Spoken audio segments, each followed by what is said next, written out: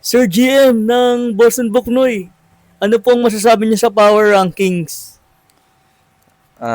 Para sa power rankings, wala akong, ay, ang sasabihin ko doon, wala naman ako masyadong pake dahil hindi naman yun ang ipapakita natin sa laban, sa mga laban natin. Kasi tayo din ang naglista ng power rankings, tayo din nagsabi. Yung iba, nilagay yung sarili sa first. Yung iba, Sino yun? yung Sino iba, yan? Sino yan? yung iba naman, nagpaka-humble. Kaya di natin masasabi kung totoo ba yun o hindi. Pero, pero sa mga magiging kalabang ko, good luck, good game. Sino yung naglagay ng first sa hili? Meron ka po bang special mention? Wala naman po. Kasi wala pa siya eh. Dalawa na lang yun kasi sino dun yung wala. Hindi na ako magdi-discuss ng iba pa. Basta dalawa dun sa wala. Ano po yan? Plus fans or plus chemistry?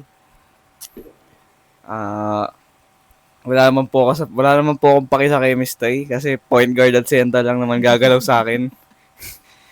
So plus fans po to, plus fans. Parang medyo humble po yung mga sagot niyo po ngayon ah. May napansin po ako dun sa power rankings natin. May binoto po kayong mababa. Tapos siya din, on the other hand, binoto din po kayo as mababa. May masasabi po ba kayo dun? As I said earlier, yung power rankings na yan, hindi naman po totoo yan. Kasi po, sa laban po natin mapapakita kung anong totoo at hindi totoo. Ano pong masasabi niyo sa mga kalaban this season? May paghahandaan po ba magiging inyong kalaban?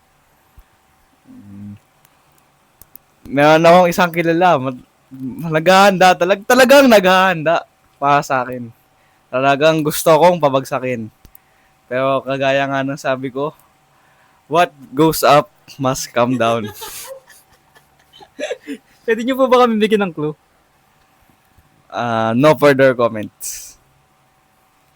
Sa tingin niyo po, sino yung pinakamalakas yung mga kalaban this season? Tingin ko po, sa base nilagay kong power rankings, nandito to.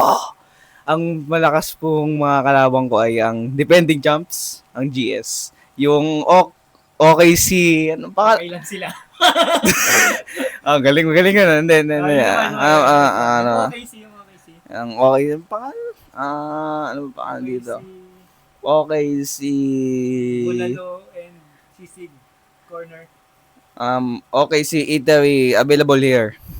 Yun po ang nakalagay na third sa aking power rankings. Kaya ang feeling ko yun ay puro ingay lang at walang galaw. Salamat po, salamat po. Maraming salamat po.